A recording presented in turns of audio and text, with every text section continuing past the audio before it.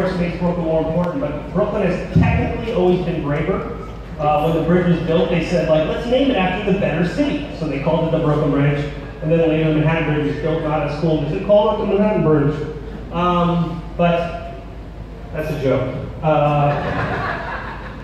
I just want to say, once again, thank you. Thank you for trusting us and being brave enough to have Vice host this. In true Vice fashion, we've actually spiked all of your drinks with the most exotic new drugs. The legal team has told me to tell you that's not true. But, you know, we just wanted to say it has been a pleasure to work here at Vice.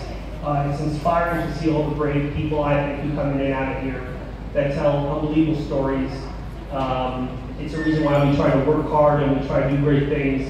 Brooklyn has always been very inspiring to me for what I think is not only just a brave place, but an unbelievable place. I have the luxury of being able to invite 3 people to come up here and speak, 3 people who are a hell of a lot more brave than I am. So I do feel very special in that situation. The first person I get to introduce is, I know him as Bobak Emamian, other people know him as Bobby. He's probably the closest thing legally as a brother to me. And he has what could be, outside of my company, but you are actually better than my company, one of the best digital mobile companies in New York. It's called Prolific Interactive. He founded it along with his business partner, Eric. They were literally met in college as pitcher and catcher. So you can make every joke you want in life, but they were a pitcher-catcher duo that started a company. Bobby was the catcher for factual points, and they were actually, I don't know what that means. But it's an inspiring story about 2 people who went out and created an unbelievable agency. I think what makes them, it's funny because I get to call them brave, but the truth is everything that they've done has been very natural to who they are. They don't look at what they've done as brave, they look at what they've done as the right thing, they look at what they did when they built their company as the way they want to have a company. And that's the inspiring part about not only Prolific, but Bobak, is they've done everything that they believed in. And when you hear a little bit of how they come about doing it, I think you'll agree with me that not only is it inspiring, it truly is brave. And they might not call it that, but we do. And I'm not going to get gushy, but I'd like for you now to come up and talk to everybody. So this is a handoff.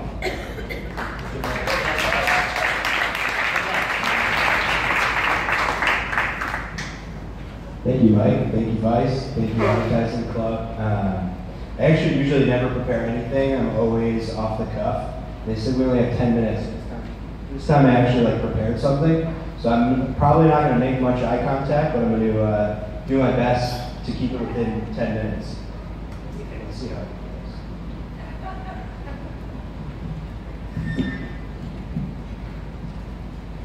All right.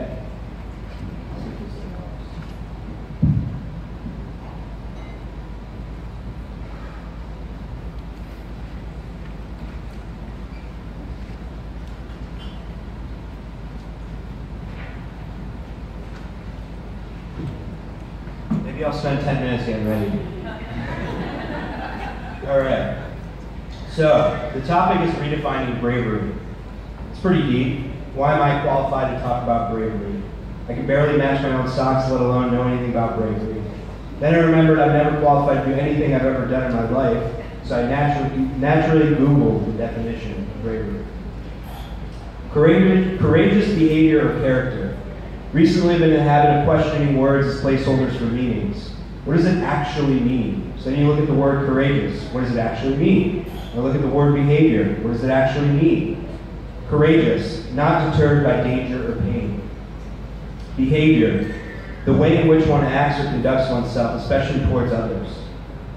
Now that I've learned a little bit more about bravery means, and I've also learned how to spell courageous, Mike knows what I'm talking about. Thank you, Google.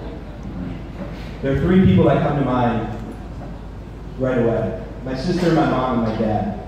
And then it starts to sink in that I'm in a moment of reflection, moments that I appreciate and I'm really grateful to have, but that don't happen nearly enough. I let my mind wander through the forks of the road and through all the people who shaped my mind, body, and soul.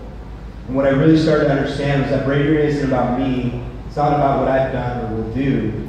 It's about the people's actions around me that are brave. The deep reflection always has led me to the place of why. Before I take you a little bit through my journey of why, these are a little bit of some of the experiences that kind of shaped who I am today and what I care about. These are my parents and my sister who moved to this country in 1985 from their home and lives in Iran. The turmoil and war between the Iran and Iraq war had become unbearable at the time, so they made the call to move here. Leave everything, their family, everyone at home. Everything that goes on and come closer and closer to their age that they were when they were making these decisions. I can't really wrap my head around the courageous acts that they took to move here. At the age of 7, my sister had to learn a new culture and leave all her dear friends that made her happy. I always think about how hard that would have been for me. But looking back, it's what made her who she is. The most resilient person I know, the hardest fighter, and the most passionate supporter of our family. My mom's side is from a beautiful city called Isfahan. It's the religious capital of Iran. She grew up with 6 sisters and 1 brother. Not sure how my uncle is so happy in this photo. He was really smiling hard. They must have been nice to him that day. When our family moved to the States, they landed in Hamden, Connecticut, where I was later born. Thank you, Mom. I love you. She's right here. A nice American suburb with trees, a hill to climb, and Americans. As our family got adjusted and up and running, life wasn't the same as it was back home in Iran. My parents decided to go back and give it one more try. I was lucky enough to attend kindergarten and 1st grade in Iran. They had us on a tight leash in school, hence why it's probably the only time I was ever number 1 in my class. Ever. This is like, yeah. They really pretty hard. When it came to 2nd grade, we moved back to Connecticut, Farsi being the only language I knew and spoke. This time we landed in a town over called Cheshire, Connecticut. We spent the summers going back to Iran, hanging out with my cousins who I had grown up with. The only family we had in the States were in California and North Carolina, so going back to Iran was like a playground. Looking back, I feel very fortunate to have been exposed to 2 different cultures growing up, a white suburbia town and an Islamic republic. When it came to Christmas, we had a Christmas tree with gifts underneath and celebrated just like the other kids at school. When we were in Iran, my relatives all prayed. All the while, I was naive to the fact that there were different religions. While both were normal to me, I still felt like I was always on the quest to fit in. I just wanted to be like the other kids, so my parents let me try a bunch of different sports. Thankfully, this one with the ball and stick somehow caught my attention. Long story short, it became a huge passion. It didn't matter that I sucked at school. My mom would disagree. But I was having a blast playing baseball. When I graduated from high school, my mom somehow convinced me that I needed to go to Quinnipiac University, which was literally the town next door. That's my school. She tricked me to go, and I said yes, in order to get my grades up to move to my dream college in Boston. To this day, I still owe her a big thank you. After I enrolled at QU, I thought, why not try out for the baseball team, give it one last shot. There was literally 0 chance I'd make the Division I baseball squad. The night before tryouts, I looked at my baseball gear and almost decided not to go. Right before going to bed, I said, fuck it. Why not leave it all out in the field one last time? Literally, that's it. The next day, I literally tried out for every single position on the field. Catcher, infield, outfield, and even pitcher. I'd never pitched in my life before. After 2 pitches, the coach made me stop. He goes and said, son, that's enough, we get the point. So I was going to check the door, they're like, oh yeah, go check the door, we're going to have all the tryout results on there. I was going to go check. Somebody called me and like, hey dude, you got to go look. So it was on the first moments that I had the feeling of impossible becoming possible. It's something that looking back, I'm pretty sure I'm addicted to now. The day I was called into the coach's office, and he had a very frank conversation with me.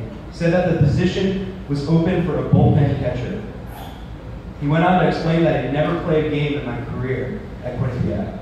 Then he simply asked right afterwards, is this something you're interested in? Without even thinking about it, with a huge smile on my face, I said, yes, sir. Long story short, I worked hard to break the starting lineup at the end of my junior year and hitting cleanup on my senior year.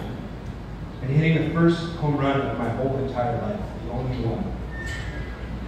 While at QU, I met a pitcher named Eric Weber, who was a bigger nerd than me. Went on the road, we ended up hacking on websites together. And lo and behold, later on, as we graduated, we started this little company called Redefining. After we started the company, we reached out to fellow alum who had their own businesses. One of them happened to be called Carrot Creative. We got invited out to come to Dumbo and had lunch with this guy named Mike and his co-founders. Within minutes, and not even knowing us, he just started absolutely shitting on our website and company in the best ways possible. You don't make PowerPoint presentations, get that shit off your website. Later that year, we were thinking about moving up in the world and moving our offices to New Haven, Connecticut, when I called Mike and asked him what he thought when he responded, do you want to be the best in Connecticut or do you want to be the best in the world? It's a line I use all the time. Let's define who we are, let's define what we care about. So thank you. We decided to take on the challenge and rent a couple desks from Garrett for a couple months as we saved money moving our first office in Brooklyn. There were many sleepless nights, but little by little we started to realize that our passion in mobile was becoming a real value. As we focused in on mobile apps, the business started to grow. As we matured with our general offering and started to understand our real value, combining the old consulting agency and enterprise engineering worlds into one, we began to explode.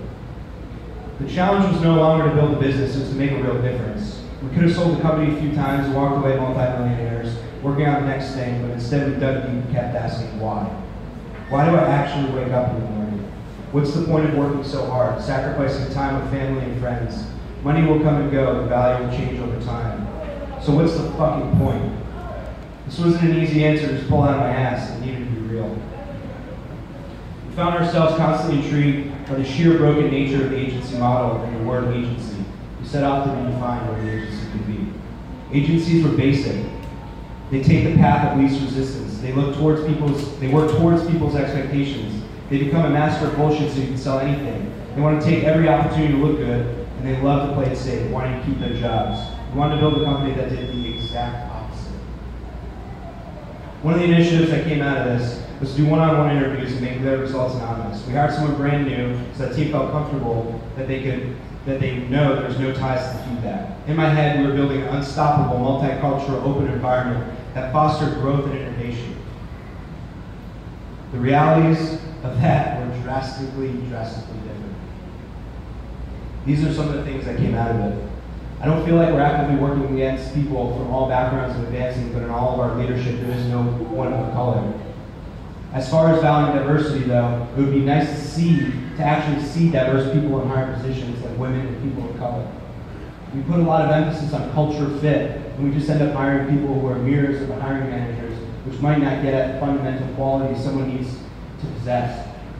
SF talks about how BK is a bunch of East Coast sports playing frat bros that definitely can prevent people from feeling a sense of belonging.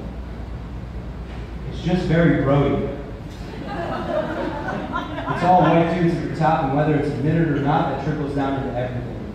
People are naturally going to hire people who are like that, outgoing, vocally confident, vocally ambitious, not to mention being a white male from Connecticut. Because we started with two baseball bros and our leadership is all white, the diversity won't just happen organically. It needs to be made a priority. The top of the team page is really white. Leadership is a boys club. We need more female leadership. So imagine devoting a lot of your time and effort to build something in your head that you thought was very inclusive and very diverse, and the reality of that was very much the opposite. And that's really when our journey began. Facing the facts were hard. I went into a bit of depression because I took it all so personally. To this day, it's been one of the most impactful experiences of my life, creating awareness for me in ways that I didn't know existed. This is where our journey begins to invest a real effort to make a difference in our company first, and then in the industry. We recently added our first female member to the leadership team after 1 year of recruiting for our CFO.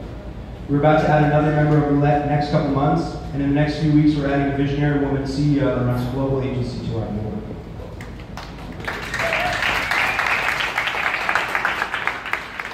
It's only beginning and it won't happen overnight. We know why we wake up in the morning now. There are three things that matter to us: impact, legacy, and education.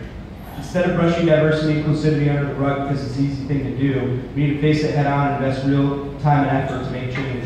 Impact means that every hour you can be spending its max potential that hour has, whether building a product or planning our trends and tech meetup. The team has started People of Color Committee. We've also started an LGBTQ and Women of Prolific Committee, all of which are creating a conversation around how we can build a real inclusive environment. If we don't do that, then our products and services will suffer. When you're in that room collaborating, if you aren't comfortable with your mind will lock up. If you aren't open enough, if we aren't open-minded enough to welcome any background, race, religion into our lives, how can we expect our minds to be open to the next great idea? Legacy means creating a brand that will outlive us all. If we lead by example with policy and innovation, then we'll give ourselves a chance to leave a legacy. There is no trust between the employee and the employer today. We need to rewrite the expectations and build real trust. We all grew up around the workforce being set up in a certain way. It is now our responsibility to redefine how people are treated and what companies care about. If it's all about profit, it simply means to the end. Are you going to increase your margins to 75% in the next 30 years? That's fucking impossible. So why are you focused on it today? We have the responsibility. It is our job as an industry leader, as industry leaders, to fight for change, even if it means sacrificing our profits. We recently rolled out our paid family leave, giving both mothers and fathers 3 months paid leave. Not because we ran the numbers on it and had tons of meetings, but because it was the right fucking thing to do. Because we were talking about a human life. We also recently introduced gender-neutral bathrooms, not because it will generate profit, but because it's the right fucking thing to do. Education is the last piece. With every skill we build at Prolific, it's important to always give back to others. It could be that hard engineering problem we solved, or what gender-neutral bathrooms even means. Every time one of our partners comes in, they'll most likely ask, where are your restrooms? This is the perfect opportunity to educate them. In our efforts to foster a more inclusive environment, we've chosen not to use gendered language for our restrooms. Instead, we indicate traditionally masculine and feminine restrooms by marking the doors with their corresponding amenities. We encourage our guests to use the restroom they feel most comfortable in.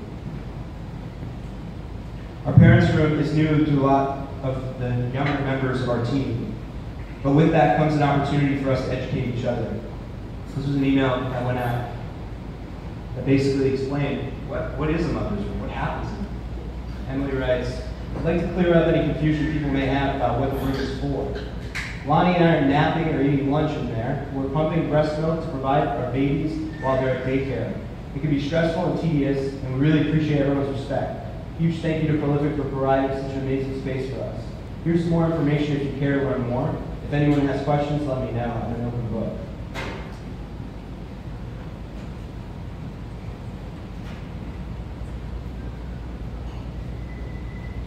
So to summarize it all, bravery is actually pretty simple. It's just about doing the right thing. So I challenge everyone here as leaders in their own businesses to do the right thing.